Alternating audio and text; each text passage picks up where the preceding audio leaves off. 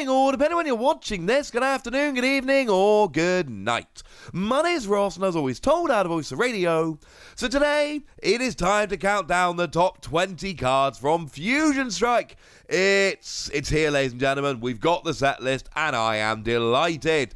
Couple of notes before we get going. I am not including Judge or Shauna on this list, because neither of them rotated out that long ago. They are new draw supporters, they're back. Shauna is a shuffle draw 5. It is a nice extra option. Judge is a shuffle draw 4 for both players. It's good for disruption as well as being a bit of draw. They are both going to see a bunch of play, but they rotated out a little while ago. I'm not putting them on the list. There were a bunch of super interesting cards like Vikavolt and Steelix that just missed off the list. I like them very much indeed. But they are kind of fun little rogue decks. They're not going to make much of an impact. And if there are ones that you think are missing on the list, they probably just missed. The shortlist was quite long. But I also want to point out this is a very difficult list to do here. And although at the top it starts to settle out, there is an awful lot of very similar Pokemon here. So try not to worry too much about the order, especially near the bottom, because it really could be mixed around. So coming in at number 20, we've got DUNSPARCE. And DUNSPARCE is a very nice Pokemon with an ability that removes weakness from colourless Pokemon. Simple as that. And the fact of the matter is, if you're playing colourless Pokemon, this is going to be great. We know that in Brilliant Stars, and I know that's a little way off yet, but we know we're going to be getting Arceus V-Star, and we're going to be getting Cheren's Care that lets you pick up damaged colourless Pokemon. And when you add in all this kind of stuff together, we got good colourless Pokemon coming, and there's another one on this list. Plus, we've got a great supporter card coming. And when you combine this and Cheren's Care, and I know we're looking ahead, I know Cheren's Care isn't out till the end of February, but the fact of the matter is, taking away weakness in colourless Pokemon is about to get pretty important, and DUNSPARCE totally can. In at number 19, we've got more Pico. Just more Pico. I've been waiting for this. This came out in Japan a while back. But for 1 Darkness Energy, you do 30 damage for each damage counter on this Pokemon. But you can use Houndoom to accelerate Single Strike Energy, and then Single Strike Energy will allow you to do extra damage. And if you use 2 Houndoom to put 2 Single Strike Energy on here, you'll have 4 damage counters on, which is 120, plus you will have your 2 Single Strike Energy, which is 160, and you're legitimately KOing Darkness Weak VMAXs, one of which we're getting to on this list far higher up, and that is legitimately good. This is a fun tech in Single Strike decks. In at number 18, we've got Serena V, and I'm not sure what to do about this one. 2 energy, 20 damage, discard any number of your bench Pokemon and deal 40 more damage for each bench Pokemon you discarded in this way. If you discard your entire bench, you do 220, that's enough to KO the majority of Pokemon V, but then you leave yourself vulnerable. But it's only a couple of energy. I do think people are going to play around with this, but there's a reason it's quite low on the list. In at number 17, we've got that new Deoxys, which is both Single Strike and Rapid Strike and Fusion Strike. And if you've got a Fusion Strike energy attached, you deal 80 more damage. That's 160 in total. And that is 10 away from getting a Rapid Strike Urshifu VMAX. Or a Single Strike Urshifu VMAX, which is kind of annoying, but he's still hitting a good weakness, so we can do that extra 10. But honestly, for me, Deoxys comes on this list because you can use all of the extra cards for Fusion, Single, and Rapid Strike Pokemon, and that opens up a plethora of options, which I am very happy about. In at number 16, a card that I might like more than other people, but I am absolutely in love with GALARIAN CURSOLA. We've got here a Stage 1 Pokemon that for just a single energy lets you grab a basic Pokemon out of your opponent's discard pile and put it onto their bench, but leave it with 30 HP remaining. At which stage you can just KO it with basically anything. And then Toy Catcher becomes a really, really good card because, of course, Toy Catcher lets you get automatic gusting with an item card on any Pokemon with 50 HP remaining or less, which they will because of the whole GALARIAN CURSOLA thing. I love it, ladies and gentlemen. That is a combo I'm going to play around with so many times. In at number 15, we've got Boltund VMAX. There is a new Boltund V, but I prefer the old one. And honestly, I'm not in love with Boltund VMAX. It's not a card that excites me at all, but it's viable and interesting for other people, so we've got to put it on the list. For 2 energy, you do 30 damage base plus 30 more for each lightning attached to all of your Pokemon. And for 3 energy, you do a flat 230. And there's nothing great or special about this, but it's a VMAX that 1-hit KOs Pokemon Vs and 2-hit KOs VMAXs, which makes it similar to a bunch of VMAXs that I've seen play, so there's no real reason this won't. I just find it to be terribly uninspiring. In at number 14, we've got Chandelure VMAX that I do not find uninspiring. The ability says that as long as it's active, your opponent can't play tools. Not a game-breaking ability, but a fun little bonus. As a side note, best artwork on any Pokemon VMAX, and it's not even close. And for 2 energy, look at your opponent's hand, 70 damage for each trainer card you find. We do not right now have good item lock to pair this with, because Poltergeist is always good when you pair it with item lock. But you're still basically forcing your opponent to not keep trainer cards in their hand, or you can punish them. And also, if we ever do get item lock back, this one could be amazing in the future, but it's still pretty good now. In at number 13, we've got PYUKUMUIKU, who was one of the pre-release promos, or is, I should say. And essentially here, the ability is why we're playing it. If it's in your hand, you put it on the bottom of your deck and draw a card. You cannot do this, unfortunately, more than once during your turn. If you could, this would be definitely a top 3 card. I might put it as high as number 2. But it is limited to 1 picture PYUKUMUIKU during your turn. Amazing ability name, I should add. The thing is, if you're playing a card that can deal with fewer than 60 cards, or you're playing a speed deck, it still gives you that little burst of speed. It's just not as good as it could have been. In at number 12, we've got ACCELGOR, and ACCELGOR is one of those very interesting cards that, as long as you can keep getting it in and out of the active, is amazing. Because if it was on the bench and became active this turn, 120 damage for a grass energy. That's really good.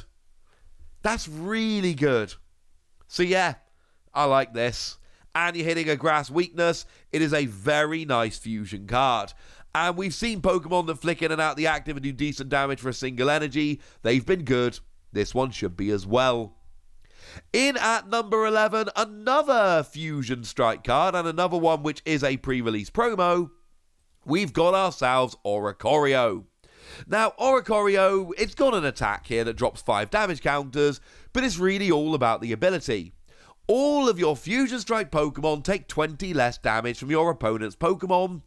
However, it doesn't stack, which is a bit sad. And you know what? Yeah, this is alright. It's not amazing. It's alright. It's a nice little ability. And the fact of the matter is, there are going to be some of your fusion Pokemon that are just getting 1-hit KO'd, or just getting 2-hit KO'd, and this is a way to make them survive an extra turn. And if you can get your Pokemon surviving an extra turn, a lot of the time that's all you need to actually win the game. So yeah, this is something we should honestly be getting a little bit excited about.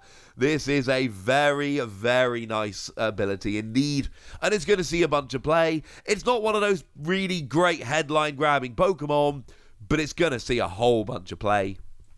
In at number 10, we've got WOOPAV.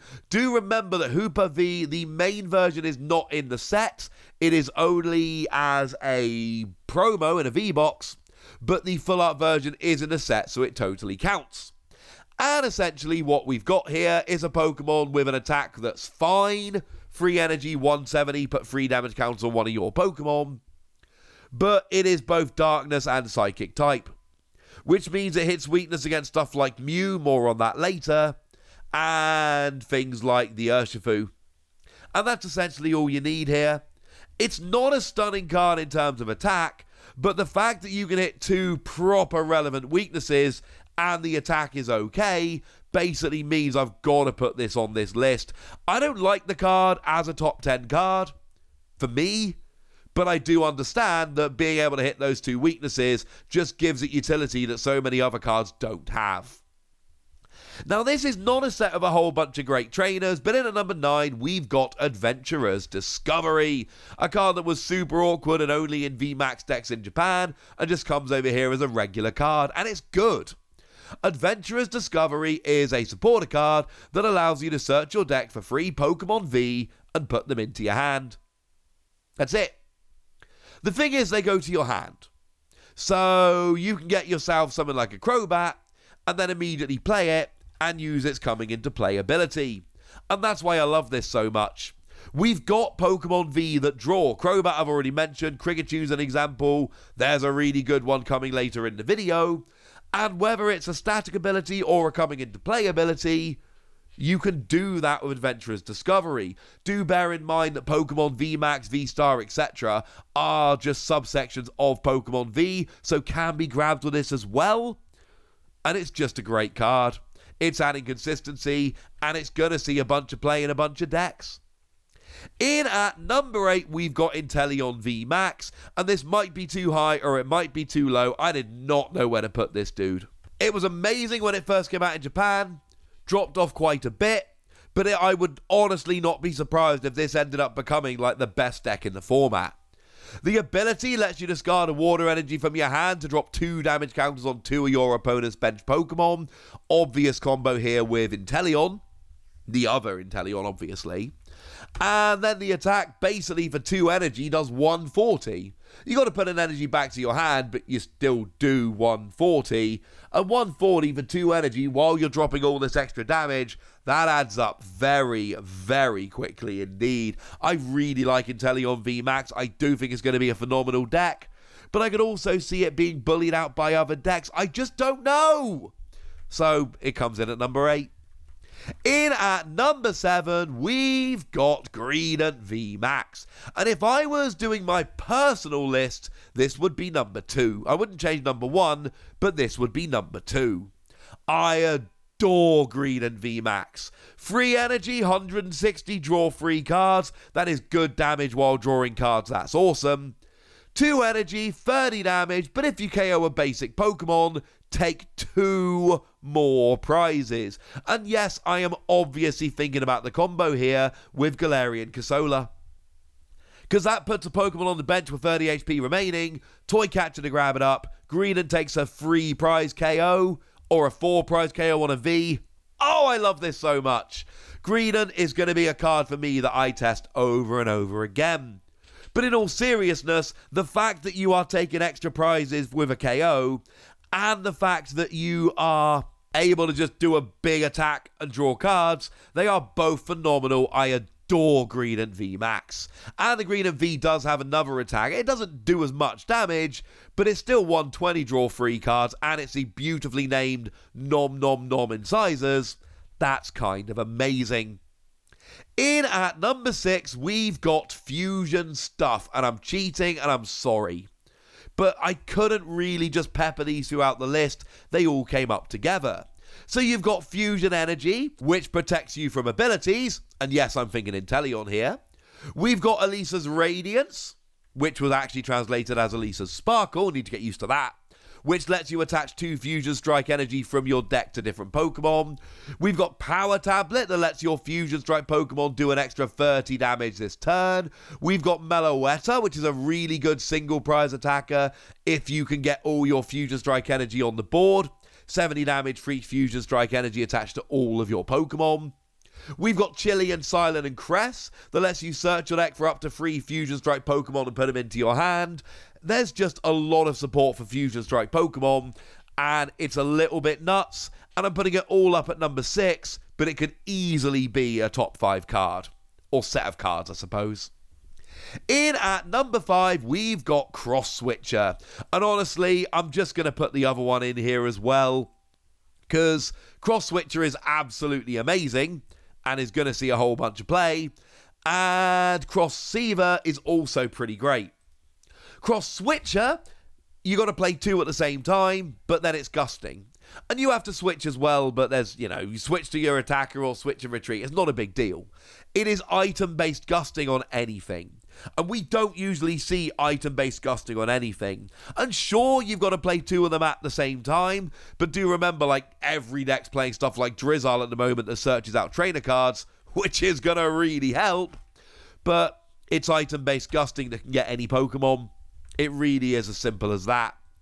If you play 2 Cross-CEIVER at the same time, it's a Versus Seeker, gets a supporter card back, which honestly could be a boss's orders for gusting anyway, but getting a supporter back at the right time is also nuts. In at number 4, we've got CRABOMULABLEV. And this is another one that could end up being trash, but the potential here really makes me want to put it as a top 4 card, so I did. I actually sneakily like the first attack, single energy, discard the top 2 cards of your opponent's deck. There will be games where your opponent goes a bit too greedy and this can win you the game. Not much, but just something to bear in mind. But then you've got the main attack here, which for free energy does 90 damage plus 60 more for each damage counter on your opponent's active Pokemon. And when we've got stuff like Inteleon dropping damage counters, this adds up so quickly. If you're playing a water deck with any water energy acceleration, and there is a bunch of water energy acceleration right now, this becomes a very powerful attacker very quickly. In at number 3, we've got GENGAR VMAX, and we've had to wait, but it's going to be worth the wait. This is a Pokemon that could end up being outshined by other Pokemon. It is countered amazingly by Galarian Zapdos, so could end up being trash. But when this dropped, it was the best deck in the format in Japan. That is the level of potential we're looking at here. For a couple of weeks after release, this was number 1. It is that good. Now, free energy 250 is fine, but really it's 2 energy, 60 damage for each of your opponent's Pokemon V and Pokemon GX, although by now the GX have all rotated. This just adds up super quickly. 2 energy is not a lot, and this damage just builds up so quickly. And then you end up with your opponent going, ha ha ha ha, I'm not going to play this Pokemon I want to play to try and slow you down, and you're like, brilliant, I win. It's just awesome. In at number 2, we've got Mew VMAX, and I have been swayed a little bit by the discussion around the internet, because this is another one that I am not completely sure of. Now, the potential for Mew is amazing, but it's not guaranteed success. We've got really good Darkness Pokemon out there to try and keep it in check weakness-wise, but the fact of the matter is, Mew is just doing what Mew always does. It is a box deck. So Mew is going to be in a box deck. Mew is always going to be in a box deck. It's all Mew knows how to do. 2 colorless energy, choose one of your bench Fusion Strike Pokemon's attacks, and use it as this attack.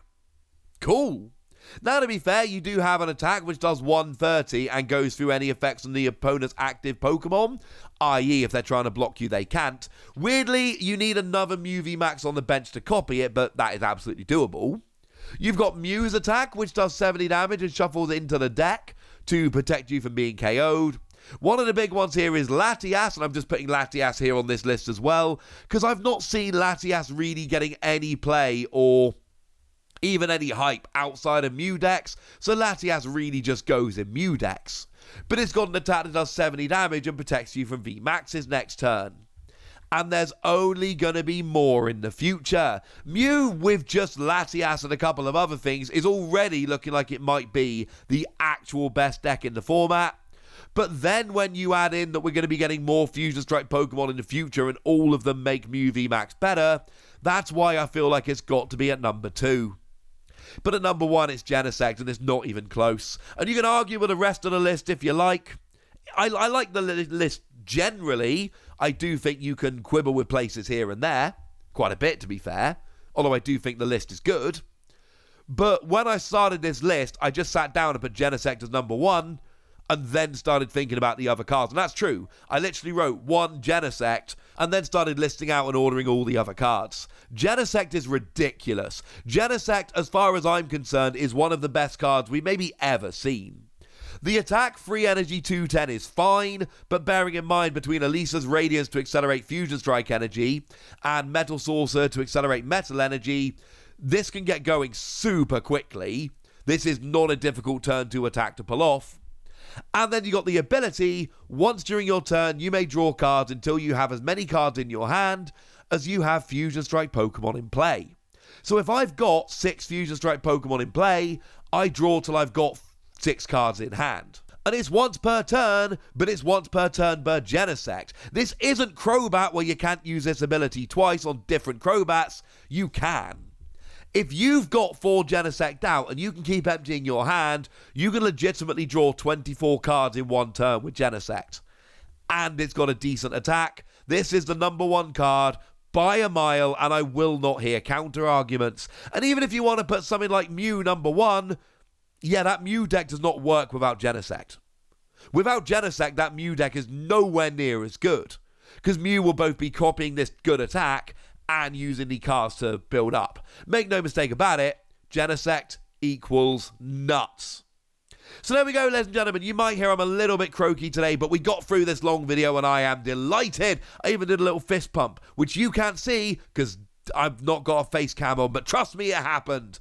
And you know the deal at this stage. I want your complete list, but remember the rules. You cannot just move a card down, you got to move others up. You cannot just move a card up, you got to move others down. You cannot just put a card on the list, you've got to take another card off. But I want to hear all of your opinions in the comment section. Go nuts, be nice. And then the usual deal, comment, like, subscribe, Patreon. I need to save my voice. Thank you very much for watching. Look after yourselves till next time. My name is Ross, and you've been watching PTCG Radio.